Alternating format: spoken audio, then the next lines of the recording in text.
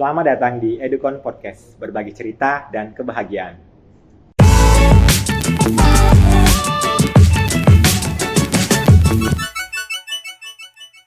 Oke, baik teman-teman Edukons, untuk sesi ini jumpa lagi dengan saya Yusri yang akan memoderatori podcast kita kali ini tentunya. Dan topik menarik yang akan kita bahas pada sesi ini terkait perlindungan anak. Akhir-akhir ini terdapat banyak berita yang memberitakan terkait kasus perlindungan anak, baik itu anak sebagai korban dan mohon maaf sebagai pelaku tentunya. Itu tentunya masalah-masalah yang sangat serius dan harus ditangani dengan cepat dan tepat tentunya. Nah, pada sesi kali ini kami mendatangkan para garda terdepan nih, para frontliners yang biasanya berinteraksi dengan anak, yang menangani anak, yang melindungi anak tentunya. Saya akan perkenalkan dua narasumber hebat kita hari ini, atau mungkin mereka yang akan langsung perkenalkan diri nih. Mulai dari Bu Rusda dulu nih, bisa perkenalkan diri dulu Bu Rusda kepada teman-teman Edukons. Halo teman-teman Edukons, perkenalkan nama saya Rusdawati, biasa dipanggil Rusda. Saya asalnya dari Makassar, sekarang tinggal di Kabupaten Bantaeng dan besar di Makassar, dan alhamdulillah sudah menikah mendapatkan jodoh orang Bantaeng. Oke, kesehariannya Bu Rusda sebagai apa nih kesehariannya? Keseharian saya itu menjadi pendamping P2TP2A di bagian konselornya. Jadi kami di P2TP2A tersendiri itu mendampingi anak korban baik di tingkat desa-desa dan kelurahan. Oke, nah itu perkenalan singkat dari narasumber pertama nih, ada Bu Rusda. Narasumber kedua kita, beliau juga seorang garda terdepan nih dalam perlindungan anak. Ada Bu Kaisma nih, silakan Kaisma, bisa disapa teman-teman Edukons dulu perkenalan. Hai teman-teman Edukons, nama saya Ismayanti Saleh. Saya tinggal di Bantaeng dan saya juga sebagai petugas atau pendamping P2TP2A. Khusus di Kabupaten Bantaeng. Oke. Jadi saya sebagai petugas lebih banyak juga di lapangan. Oke. Kasih. Oh, wah hebat nih. Jadi dua narasumber kita nih paling kesehariannya pasti akan berinteraksi dengan anak dari P2TP2A khusus Kabupaten Bantaeng, Provinsi Sulawesi Selatan. Nah, saya mau membuka sesi podcast kita pada sesi ini, Bu. Pertanyaan yang mungkin juga akan ditanyakan oleh teman-teman Edukons. Kenapa sih tertarik di bidang perlindungan anak? Kenapa memilih bidang ini? Silahkan. Oh iya, saya tertarik mungkin karena saya dulunya anak. Saya anak dan saya dulu tinggal memang di daerah tempat pemulung. Saya di situ termotivasi untuk bagaimana melindungi anak-anak yang ada di baik di pekerja anak, baik di trafikin anak atau segala macam, dan di pelecehan-pelecehan itu saya termotivasi. Akhirnya saya menginginkan juga bagaimana kalau saya juga mau menjadi pendamping anak yang ada di Indonesia kalau perlu. Oke. Jadi tadi saya simpulkan Kak Rusda ini lahir di lingkungan yang memang kesehariannya ada pelanggaran hak anak mungkin ya, Iya, karena Pak. anak dipekerjakan atau anak yang bekerja Iya. mungkin ya, karena di sekitar TPA Makassar tentang. Oke. Nah kalau Bu Isma sendiri nih, dari banyaknya profesi daraknya bidang, kenapa tertarik di bidang perlindungan anak? Kalau saya sih itu lebih fokus pada anak-anak yang disabilitas gitu. Karena dari sejak kecil saya juga sebagai korban bully waktu masih sekolah. Jadi sebelum bangkit dari ini semua, saya ingin memperlihatkan diri bahwa saya bisa gitu. Walaupun dulunya saya adalah korban dari bully itu gitu. Jadi termotivasi dari pengalaman sih gitu. Dan juga kalau jadi korban bully dulu itu ya harus lebih jangan terpuruk dari posisi itu, tapi harus lebih mencari jati diri yang lebih bagus lagi, apalagi kalau kita seorang disabilitas gitu. Itu ya yang saya. Wah, mantap, inspirasi betul kedua narasumber kita di sesi ini. Jadi boleh saya simpulkan bahwa kedua narasumber kita itu pada saat usia anak mungkin berpotensi atau mungkin tidak mendapatkan beberapa haknya ya. Jadi itu yang memotivasi untuk oke, saya harus menjadi pendamping terlibat perlindungan anak supaya saya bisa melakukan apa yang sebelumnya mungkin saya tidak peroleh. Nah, kalau Kak Isma sendiri nih berbicara mengenai disabilitas, kalau saya pengalaman memang sedikit ya orang pendamping anak yang orang disabilitas karena mungkin terbatas. Kalau Kak Isma sendiri nih, biasanya keterbatasan ataupun tantangan yang diperoleh selama mendampingi anak dengan ya tadi mungkin dengan disabilitas seperti itu. Silakan Kak. Kalau tantangan sih, alhamdulillah enggak terlalu ini, karena kan kami juga kaum muda yang artinya berjiwa pekah dengan anak. Yang paling menantang itu adalah pada saat penjangkauan atau kunjungan ke rumah para anak-anak tanda kutip yang sebagai korban, itu biasanya akses untuk saya. Nah, biasa jalannya ada yang berbukit gitu, ada terjang, ada pakai tangga misalnya yang saya tidak bisa akses. Tapi yang membuat saya semangat adalah teman-teman yang sebagai petugas P2 TP2A juga yang memberikan semangat bahwa ayo Kak Isma harus bisa gitu. Jadi sesampai datang di rumah atau di tempat penjaga itu mereka para yang korban ini merasa bahwa wah, ada yang lebih ini daripada saya gitu. Jadi artinya ada dukungan dari teman-teman juga itu yang membuat saya menjadi intinya tidak ada alasan untuk tidak terlibat dalam perlindungan anak ya Bu Isma. Dengan segala kekurangan atau apapun, Kak Isma sudah membuktikan nih bahwa ternyata dia bisa dan betul-betul semangatnya bisa dijadikan inspiratif untuk teman-teman Edukons. Kalau Kak Arisda sendiri nih, tantangannya, mungkin tantangan pada saat menjadi anak atau tantangannya sekarang kira-kira apa nih terlibat dalam perlindungan anak?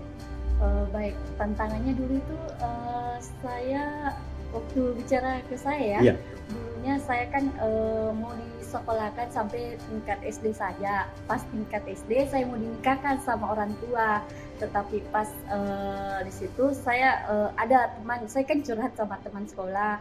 Akhirnya saya curhat dan kemudian orang tua ini mengancam kalau kau ndak ini mending ndak usah ini ya, maksudnya ndak usah jadi anak saya. Tapi saya terus curhat sama teman, akhirnya teman saya menginspirasikan saya untuk gabung di salah satu yayasan yang ada di di Kota Makassar, iya, tepatnya di Antan, bersama dengan anak-anak pemulung.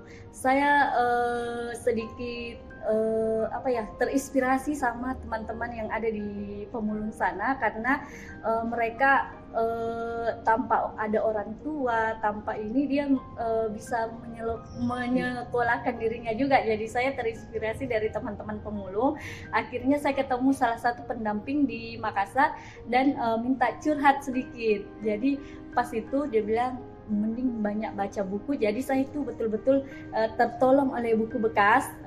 Saya saya curhat terus sambil baca-baca buku bekas yang ada di yayasan itu, di Sanggar Kegiatan Marga itu, dan kemudian saya terinspirasi, wah saya harus mau sekolah lagi, lanjutkan sekolah saya. Kenapa orang-orang lain bisa, saya tidak bisa. Akhirnya saya sekolah kembali dan alhamdulillahnya saya terpilih dari 5 anak yang ada di pemulung bisa kuliah di jenjang S1 itu di kesejahteraan sosial. Wah, hebat nih Kak Arisda. Lingkungan tidak kalau boleh dikatakan orang yang tinggal di sana itu tidak sangat mendukung untuk pendidikan ya, mungkin karena banyak orang yang bukan kalah duluan ya, minatnya memang sudah tidak berpikir untuk bisa kuliah. Tapi Kak Arisda dengan tekadnya, motivasinya, pokoknya saya harus lanjut S1 dan pokoknya saya akan terlibat dalam perlindungan anak tentunya. Wah, mantap Kak Arisda bisa memotivasi. Nah, pertanyaan dari sahabat Edukons lainnya ada nih, berbicara mengenai perlindungan anak. Pertanyaan sederhana sebenarnya Bu Rizda, Kak Isma. Kenapa sih anak harus dilindungi? Gitu. Kenapa kira-kira anak harus dilindungi? Kak Rizda dulu nih, kira-kira. Kenapa anak harus dilindungi itu karena kita apa ya, kita bukan melindungi anaknya tetapi hak anaknya yang kita Oke. lindungi. Iya. Terus juga anak kan perlu juga berpendidikan, perlu berpartisipasi, makanya anak-anak kita sosialisasikan selalu di kabupaten ini. Saya berbicara sekarang ya. Saya sosialisasikan di tingkat kabupaten dan di desa bahwasanya anak itu penting karena semua anak adalah anak kita. Oke. Anak kita penting. Semua anak adalah anak kita. Jadi melindungi anak bukan hanya personal anak kita ya. Betul. Semua anak adalah anak kita. Oke, statement yang sangat menarik. Kalau Kak Isma sendiri nih, kenapa anak harus dilindungi nih Kak Isma? Karena kita juga pernah menjadi anak gitu. Terus yang kedua, saya sepakat juga dengan Kakak Rusda bahwa anak itu adalah anak kita semua. Mau apapun bentuk dan fisiknya itu adalah anak kita. Jadi artinya ada satu kepekaan dan kepedulian untuk anak. Oke, terima kasih Kak Isma. Pertanyaan kedua dari terakhir Kak Rizda. Melihat fenomena sekarang beberapa minggu lalu atau beberapa minggu lalu, banyak sekali berita-berita pemberitaan di TV terkait pelanggaran hak anak ya. Baik anak sebagai sebagai korban, anak sebagai sebagai pelaku misalkan, padahal di usia anak. Banyak sekali berita dan itu sangat mengkhawatirkan dan perlu disayangkan sangat. Nah, pertanyaan saya ini kira-kira apa sih yang belum bisa tertangani dengan baik Kak Rizda sehingga muncul permasalahan itu? Apa yang perlu kita perhatikan bersama nih, Kak Rizda? Oh iya, baik. Terima kasih Kak. Mungkin kalau saya sih mungkin perlunya lagi untuk mensosialisasikan yang terkait dengan gadget kan rata-rata anak sekarang itu mau dikata 90% lah memiliki handphone. Anak bayi pun masih ada ini handphonenya. Jadi mungkin itu salah satu sosialisasi untuk ke orang tua bagaimana anak tidak terlalu banyak main handphone dan mensosialisasikannya bahwasanya di HP itu juga ada yang melanggar ini kode etik, melanggar kan biasa anak-anak itu menonton di YouTube sudah dapat pelajaran dari YouTube, dia dapat pelajaran. Bahkan anak SD pun tahu di Facebook juga itu Kak, bukan cuma di YouTube tetapi di Facebook juga. Jadi ada yang betul-betul nanti kita sosialisasikan ke anak tersebut bahwasanya Facebook atau sosmed yang lain itu ada kalanya penting, ada juga kalanya yang tidak perlu dipelajari. Oke, terima kasih. Jadi kesimpulannya pengaruh gadget ya, iya, mungkin penyalahgunaan atau pengawasannya yang kurang ya, sehingga anak banyak belajar. Dia melakukan kekerasan karena belajar dari gadget. Kemudian melakukan ini karena belajar, sehingga tadi Kak Rizda tentu pendampingan untuk dari orang tua tentunya, dari seluruh masyarakat terkait hal tersebut. Kalau Kak Isma sendiri gimana nih kira-kira? Selain dari faktor gadget tadi, apa kira-kira yang bisa membuat sehingga masalah tersebut muncul? Apa yang belum tertangani sebenarnya, Kak Isma? Ya, sebenarnya saya juga ya Kak ya, sebagai orang tua juga ya, saya sebagai orang tua tunggal yang punya anak satu, ini lebih fokus ke orang tua agar lebih memperkuat agama dan selain itu juga harus apalagi perhatian pada anak gitu. Walaupun berapa banyak kesibukan kita, itu juga harus ada waktu untuk anak. Jadi sebenarnya persoalan anak ini Kak persoalan bersama gitu ya, bukan cuma dari orang tua tapi pemerintah maupun lingkungannya juga gitu. Jadi harus diperkuat, jadi sebagai orang tua itu harus perkuat ikatan kasih sayang antara anak dan orang tua.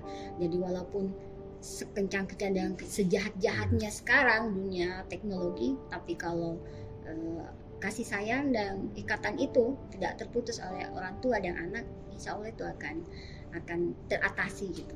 Itu saja. Jadi semacam terkait pola asuh ya, Bu, pendidikan di tingkat keluarga yang memang harus diselesaikan dengan baik nih sebelum anaknya keluar. Jangan sampai anak mendapatkan hal yang baru di luar, bukan di dalam keluarga tentunya. Harapannya sudah dijelaskan apa yang boleh tidak boleh dalam keluarga, baru bisa keluar tentunya untuk mendapatkan informasi lainnya. Wah, menarik banget nih sahabat Edukon pembicaraan kita hari ini. Nah, untuk terakhir mungkin ada closing statement nih dari Kak Rizda atau Kak Karisma untuk sahabat Edukons. Closing statement bisa terkait orang tua, untuk anak, apa nih terkait perlindungan anak, closingnya mungkin pesannya Kak Rizda. Silakan Kak Rizda. Iya. Baik teman-teman Edukons, kalau saya statement terakhir saya itu kalau bisa jangan seperti maksudnya jangan cepat menikahkan anaknya, karena anak juga mempunyai hak untuk bersekolah, untuk berpendidikan, dan juga lindungi anak tak dari sekarang. Jangan sampai ada masalah terhadap kekerasan dan salah satunya itu dari orang tua juga Kak, karena kurang perhatian. Ada juga yang mungkin Kak saking sibuknya mungkin dia lupa anaknya ada di rumah. Oke, terima kasih. Intinya stop perkawinan anak Iya. ya, kan itu akan berpotensi hilangnya hak-hak Iya. lainnya ya, pendidikan dan Karena mungkin dari pengalaman yang Kak, Oke. jangan sampai terjadi juga sama Oke. anak-anak yang Awesome. lain. Tapi dengan Tidak- dengan resi kan banyak nih orang anak-anak tidak bisa bertahan ya Iya. kan. Tapi harusnya itu orang-orang yang betul-betul bisa bertahan dengan lingkungan yang sebenarnya tidak mendukung ya untuk melakukan hal tersebut. Kalau Kak Isma nih, closing statement-nya, pesannya untuk para sahabat Edukons. Ya, buat terkhusus untuk orang tua yang memiliki anak disabilitas, apalagi dia kemasalah disabilitas itu rawan dengan kekerasan. Jadi pesan saya itu sebagai orang tua jangan minder bahwa memiliki anak seorang disabilitas itu tidak sampai ini aja. Ya, contohnya saya sudah jadi gini juga, pernah dari titik rendah, dan saya bisa melewati ini. Itu adalah kuncinya, satu adalah kasih sayang. Jadi seorang orang tua itu harus lebih kuat lagi, lebih memperhatikan lagi anak-anak, apalagi yang memiliki orang tua yang memiliki disabilitas. Terus untuk anak-anakku semua, adik-adikku semua, artinya ada batasan-batasan, ada memang hak-haknya untuk anak-anakku semua. Tapi ingat, satu kata dari saya adalah dengarkan kata orang tua, terus jangan lupa perkuat agamanya dan doa. Insya Allah itu yang lain-lain itu akan terhindari. Itu aja. Oke, mantap. Saya sampai merinding Kak Isma tadi dengar closing statement-nya. Oke, terima kasih untuk para narasumber hebat kita, para garda terdepan yang keseharian yang sangat berperan penting dalam perlindungan anak, penanganan dan pencegahan segala kasus terkait kasus perlindungan anak. Nah, untuk di sesi ini dapat disimpulkan, tadi saya mengutip perkataan salah satu narasumber bahwa semua anak adalah anak kita. Jadi kita semua bertanggung jawab untuk menjamin hak dasarnya bisa dipenuhi oleh anak, dan tentunya menjamin bahwa anak tidak akan mendapatkan kekerasan ataupun perilaku salah lainnya yang akan berpotensi kerugian pada anak. Oke, saya kira cukup sahabat sesi podcast kita hari ini. Sekali lagi terima kasih untuk narasumber hebat kita hari ini. Semoga sangat menginspirasi untuk teman-teman kita di sana. Kita tutup sesi kita dengan ucapan Assalamualaikum warahmatullahi wabarakatuh, dan sampai jumpa di sesi Edukons Podcast lainnya. Berbagi cerita dan berbagi kebahagiaan.